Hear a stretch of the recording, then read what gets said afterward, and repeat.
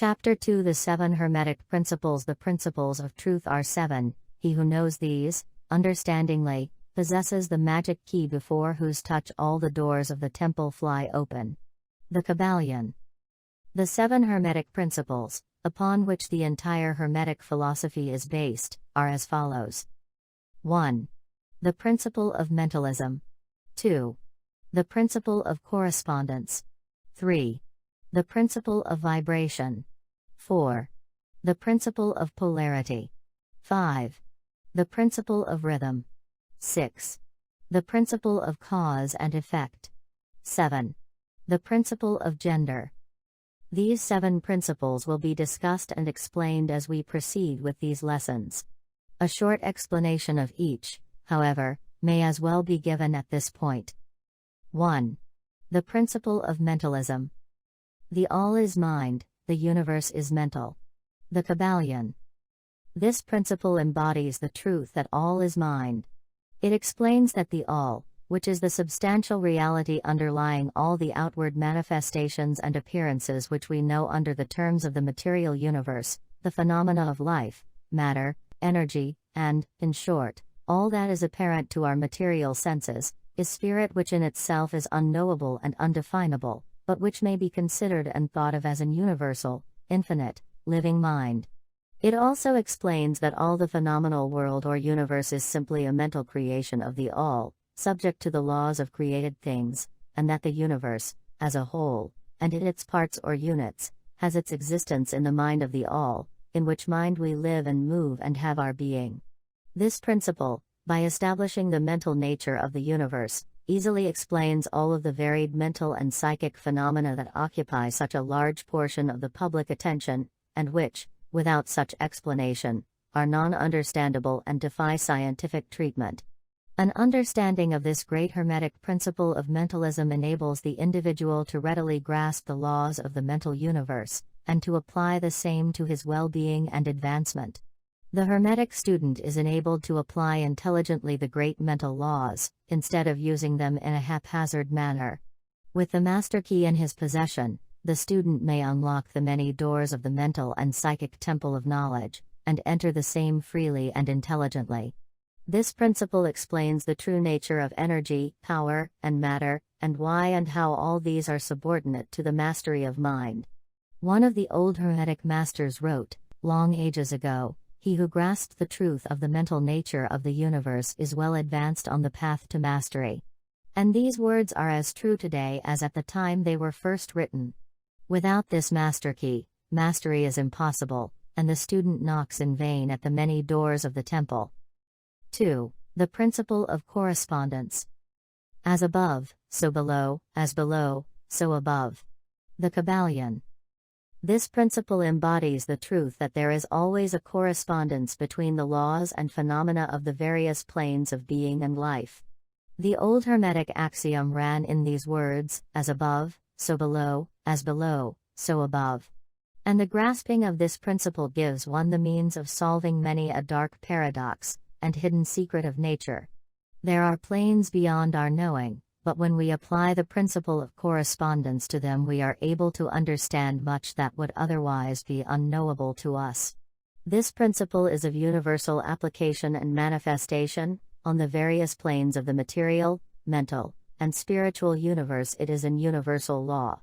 The ancient Hermetists considered this principle as one of the most important mental instruments by which man was able to pry aside the obstacles which hid from view the unknown. Its use even tore aside the veil of Isis to the extent that a glimpse of the face of the goddess might be caught.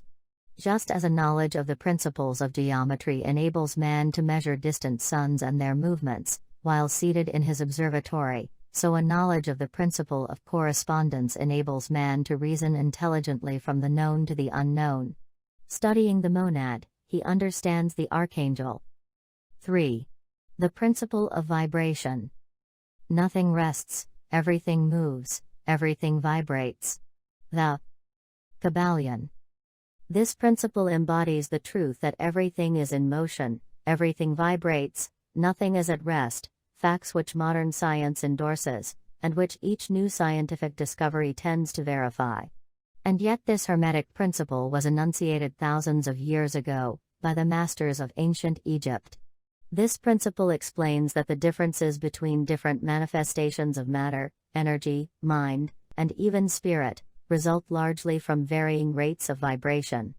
From the all, which is pure spirit, down to the grossest form of matter, all is in vibration. The higher the vibration, the higher the position in the scale. The vibration of spirit is at such an infinite rate of intensity and rapidity that it is practically at rest, just as a rapidly moving will seems to be motionless.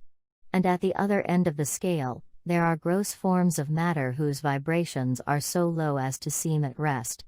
Between these poles, there are millions upon millions of varying degrees of vibration. From corpuscle and electron, atom and molecule, to worlds and universes, everything is in vibratory motion. This is also true on the planes of energy and force, which are but varying degrees of vibration, and also on the mental planes, whose states depend upon vibrations, and even on to the spiritual planes. An understanding of this principle, with the appropriate formulas, enables Hermetic students to control their own mental vibrations as well as those of others. The masters also apply this principle to the conquering of natural phenomena, in various ways. He who understands the principle of vibration, has grasped the scepter of power, says one of the old writers. 4. The principle of polarity. Everything is dual, everything has poles, everything has its pair of opposites. Like and unlike are the same, opposites are identical in nature, but different in degree, extremes meet. All truths are but half-truths, all paradoxes may be reconciled. The Kybalion. This principle embodies the truth that everything is dual, everything has two poles, everything has its pair of opposites, all of which were old Hermetic axioms. It explains the old paradoxes that have perplexed so many, which have been stated as follows: thesis and antithesis are identical in nature, but different in degree, opposites are the same, differing only in degree, the pairs of opposites may be reconciled, extremes meet, everything is and isn't, at the same time, all truths are but half-truths, every truth is half-false, there are two sides to everything, etc., etc., etc. It explains that in everything there are two poles, or opposite aspects, and that opposites are really only the two extremes of the same thing, with many varying degrees between them.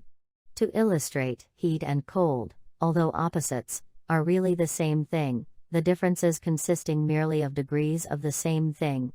Look at your thermometer and see if you can discover where heat terminates and cold begins. There is no such thing as absolute heat or absolute cold. The two terms heat and cold simply indicate varying degrees of the same thing, and that same thing which manifests as heat and cold is merely a form, variety, and rate of vibration. So heat and cold are simply the two poles of that which we call heat, and the phenomena attendant thereupon are manifestations of the principle of polarity.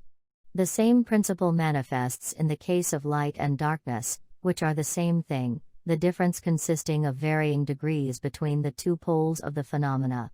Where does darkness leave off, and light begin? What is the difference between large and small? Between hard and soft? Between black and white? Between sharp and dull? Between noise and quiet? Between high and low? Between positive and negative? The principle of polarity explains these paradoxes, and no other principle can supersede it.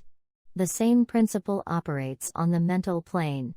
Let us take a radical and extreme example, that of love and hate, two mental states apparently totally different, and yet there are degrees of hate and degrees of love, and a middle point in which we use the terms like or dislike, which shade into each other so gradually that sometimes we are at a loss to know whether we like or dislike or neither. And all are simply degrees of the same thing, as you will see if you will but think a moment.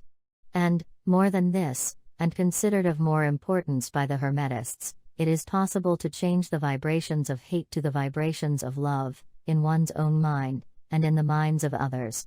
Many of you, who read these lines, have had personal experiences of the involuntary rapid transition from love to hate, and the reverse, in your own case and that of others. And you will therefore realize the possibility of this being accomplished by the use of the will, by means of the Hermetic formulas. Good and evil are but the poles of the same thing, and the Hermetist understands the art of transmuting evil into good, by means of an application of the principle of polarity. In short, the art of polarization becomes a phase of mental alchemy known and practiced by the ancient and modern Hermetic masters. An understanding of the principle will enable one to change his own polarity, as well as that of others, if he will devote the time and study necessary to master the art. 5. The principle of rhythm. Everything flows, out and in, everything has its tides. All things rise and fall, the pendulum swing manifests in everything. The measure of the swing to the right is the measure of the swing to the left. Rhythm compensates.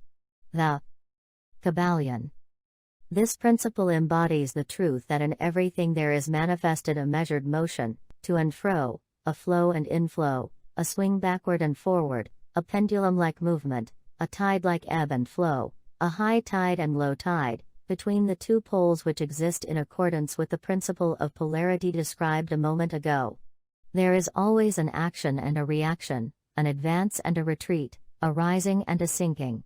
This is in the affairs of the universe, suns, worlds, men, animals, mind, energy, and matter. This law is manifest in the creation and destruction of worlds, in the rise and fall of nations, in the life of all things, and finally in the mental states of man, and it is with this latter that the Hermetists find the understanding of the principle most important. The Hermetists have grasped this principle, finding its universal application, and have also discovered certain means to overcome its effects in themselves by the use of the appropriate formulas and methods. They apply the mental law of neutralization. They cannot annul the principle, or cause it to cease its operation, but they have learned how to escape its effects upon themselves to a certain degree depending upon the mastery of the principle. They have learned how to use it, instead of being used by it. In this and similar methods, consists the art of the Hermetists. The master of Hermetics polarizes himself at the point at which he desires to rest, and then neutralizes the rhythmic swing of the pendulum which would tend to carry him to the other pole. All individuals who have attained any degree of self-mastery do this to a certain degree, more or less unconsciously, but the master does this consciously, and by the use of his will, and attains a degree of poise and mental firmness almost impossible of belief on the part of the masses who are swung backward and forward like a pendulum. This principle and that of polarity have been closely studied by the Hermetists, and the methods of counteracting, neutralizing, and using them form an important part of the Hermetic mental alchemy. 6. The principle of cause and effect. Every cause has its effect, every effect has its cause. Everything happens according to law, chance is but a name. For law not recognized, there are many planes of causation. But nothing escapes the law. The Kybalion. This principle embodies the fact that there is a cause for every effect, an effect from every cause. It explains that everything happens according to law, that nothing ever merely happens, that there is no such thing as chance, that while there are various planes of cause and effect, the higher dominating the lower planes, still nothing ever entirely escapes the law. The Hermetists understand the art and methods of rising above the ordinary plane of cause and effect, to a certain degree, and by mentally rising to a higher plane they become causers instead of effects. The masses of people are carried along, obedient to environment, the wills and desires of others stronger than themselves, heredity, suggestion, and other outward causes moving them about like pawns on the chessboard of life. But the masters, rising to the plane above, dominate their moods, characters, qualities, and powers, as well as the environment surrounding them, and become movers instead of pawns. They help to play the game of life, instead of being played and moved about by other wills and environment. They use the principle instead of being its tools. The masters obey the causation of the higher planes, but they help to rule on their own plane. In this statement there is condensed a wealth of Hermetic knowledge. Let him read who can.